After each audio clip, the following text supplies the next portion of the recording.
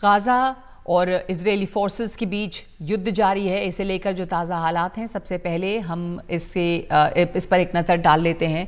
Israel ने किसी भी सीज़ फायर से इनकार किया है।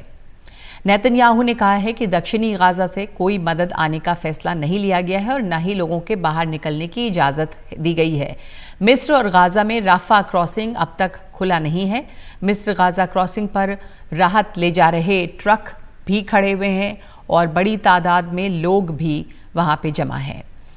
लेकिन मिस्र राफा क्रॉसिंग खोलने से पहले सुरक्षा गारंटी चाहता है।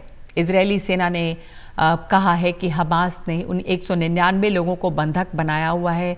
जर्मन चांसलर ओलाफ शोल्ज कल इजरायल जाएंगे। इजरायल गाज़ा युद्ध का अब 10वां दिन है। इजरायल की डेडलाइन खत्म हो गई है।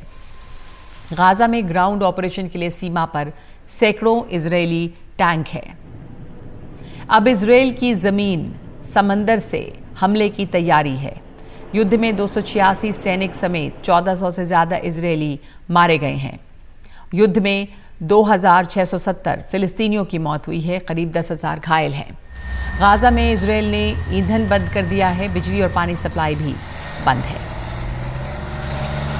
हमारे साथ जुड़ गए हैं मेरे सहयोगी उमाशंकर सिंह, जो टेल अवीव में मौजूद हैं और लगातार वहां से रिपोर्टिंग कर रहे हैं। बल्कि उमाशंकर सबसे उन पहले पत्रकारों में हैं जो वहां पे पहुंचे। उमा, यहां अब कई तरह की बातें हैं कि वहां पर इजरायली फोर्सेस तैनात हैं, ग्राउंड अटैक की तैयारी है। तो इस समय क्या वहां पे स्थिति है? क्या जो ग्राउंड अटैक की बात हो रही है उसकी अब क्या प्रोबेबिलिटी लगती है? जी देखिए नगमा, ग्राउंड अटैक की जो बात है ये कहा गया था अनौपचारिक तौर पे कि इसी वीकेंड पर शुरू होगा, यानी सैटरडे संडे को इसको होना था, लेकिन वो अभी तक नहीं हुआ है। अब इससे जो इसका जो मतलब निकल कर सामने आता है वो ये कि अभी भी इजराइल जो है वो कई तरह के आकलन करने में जुटा है। नंबर एक, जो अगर वो ग्राउंड फोर्स के साथ घुसता है गाजा में, तो गाजा में हमास के जो लड़ाके हैं वो भी अपनी पोजीशन लेकर बैठे हैं और जिस तरह की तंगलियां और जो वहां पे सुरंगें हैं उसमें हमास की तरफ से जो एक मुकाबला दिया जाएगा, इजराइल को अंदेशा है कि बहुत ज्यादा कैजुअलिटी इनके पार्ट पे भी होगी। तो इस बात का आकलन किया जा रहा है कि किस तरीके से करें। तभी आर्टिलरी फायरिंग की जो लगातार जो एक जो सिलसिला है वो यहां से चलाया जा रहा है, ताकि अधिक से अधिक हमास के ठिकानों को पहले ही नष्ट कर लिया जाए और उसके बाद अंदर घुसा जाए। दूसरा जो मोर्चा है वो है कूटनीतिक मोर्चा। यहाँ अमेरिकी विदेश मंत्री ब्लिंकन आए थे और उसके बाद वो कई देशों के दौरे पर गए। वो जॉर्डन गए, कतर गए, उसके बाद बहरीन गए, सऊदी अरब गए, यूएई और इजिप्ट के दौरे के बाद वो वापस आज यहाँ इजराइल पहुंचे हैं और उनकी जो मुलाकात है वो पीएम बेंजामिन नेतन्याहू के साथ जो है वो चल रही है। तो एक आकलन जो है वो ब्लिंकन करके लौटे होंगे, क्योंकि हर देश को उन्होंने ये समझाने की कोशिश की कि हमास का जो हमला था वो कितना बड़ा था और इस आतंकी हमले में किस निशंस तरीके से हत्या की गई और इजराइल को बदला लेने का हक है। उनका मकसद ये था कि जब ये इजराइल हमला करता है, ग्राउंड ऑफेंसिव करता है, तो बाकी के देश, ईरान जैसा देश हो या जॉर्डन जैसा देश जो हो, वो इसमें ना कूदे। उनकी बात तो जरूर सुनी गई होगी और उनको भी कुछ बताया गया होगा जो बयानों के जरिए बेशक सामने न आया हो। तो अब ब्लिंकन यहाँ पहुंचकर उस स्थिति का आकलन जो है वो नेतन्याहू के साथ उसमें सलाह कर रहे होंगे कि आगे किस तरह से बढ़ा जाए। इस बीच एक अहम बयान अमेरिकी राष्ट्रपति की तरफ से आया और वो कहा कि युद्ध के जो तौर तरीके हैं उसी नियमों के तहत जो है वो इजराइल अपना बदला लेगा और गाजा पर जो कब्जा है वो बड़ी गलती होगी। तो आज ही यूएन में इजराइल के प्रतिनिधि के जरिए ये साफ कर दिया गया है कि इजराइल जो है गाजा पर कब्जा नहीं करेगा, बल्कि हमास के खात्मे के बाद वो लौट आएगा। तो ये जो ग्राउंड की जो तैयारी है और जो कूटनीतिक एक जो मोर्चेबंदी है उसमें देखना है कि रास्ता किस तरह से निकलता है। और आपने जिक्र किया आखिरी बात की, गाजा में जो जरूरतमंद लोग हैं उनके पास मदद नहीं पहुंच पा रही। तमाम जो अंतर्राष्ट्रीय संस्थाएं हैं वो मदद भेजने की गुहार लगा रही है। इजिप्ट कह रहा है कि मदद जाने दीजिए, लेकिन इजराइल अपनी जिद पे अड़ा हुआ है और ये भी एक मानवीय त्रासदी ये जो कर रहा है। मदद की क्या एक बीच का रास्ता निकलता है, ये अभी देखने की बात होगी।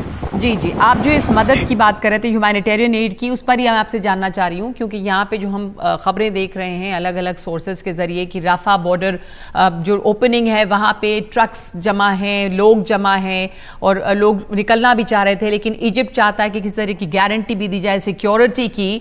तो और क्या जो ह्यूमैनिटेरियन एड वहां आनी है वो और रास्तों से भी आ सकती है? क्या यहाँ पर स्थिति है ह्यूमैनिटेरियन एड की, क्या पहुंच पा रही है कहीं और से?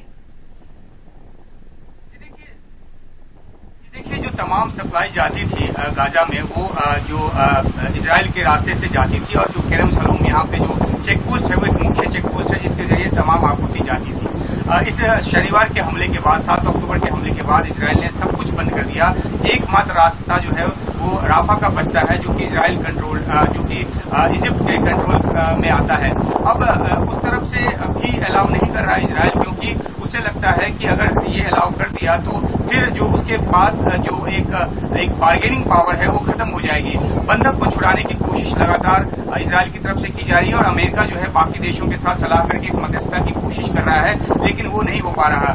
लेकिन जो वहां पे लाखों की तादाद में जो लोग हैं, जिनको कहा गया उत्तर से दक्षिण की ओर जाने के लिए लाखों की तादाद में लोग गए हैं, और जो खान यूनिस जैसा शहर है उस पर बहुत ज्यादा दबाव जो है आबादी का वो बढ़ गया है शरणार्थियों के चलते। तो जो एक मानवीय त्रासदी की स्थिति है, जो आपने कहा जो कपड़े और जो बाकी मदद की चीजें जो पहुंच रही हैं वो इजिप्ट में आकर वहीं पे ठहर जा रही है। राफा पे हजारों की तादाद में जो लोग जमा है, दो उम्मीद से वो जमा है। एक तो उनको लगता है कि वहां से उनको बाहर निकलने दिया जाएगा, और शुरुआत में इजराइल ने कहा भी था कि उस रास्ते जो निकलना चाहे निकल सकते हैं, बाद में उसको बंद कर दिया गया, और बाद में ये भी कहा गया कि सिर्फ 400 निकल सकते हैं। लेकिन अभी जो राफा बॉर्डर खोलने की जो बात हुई है, वो जो विदेशी नागरिक फंसे हुए हैं गाजा में, अमेरिका के नागरिक हैं, बाकी और कई देशों के नागरिक हैं, उनको निकालने के लिए इस बॉर्डर को खोलने की बात की गई, लेकिन वो भी नहीं खुल पाया। और इजिप्ट जो है उसको अपनी सिक्योरिटी की जो चिंता तो है ही, साथ ही साथ उसको ये लगता है कि लाखों की तादाद में लोग आएंगे तो उनके देश में जो हालात हैं वो खराब होंगे, और कुछ हो सकता है कि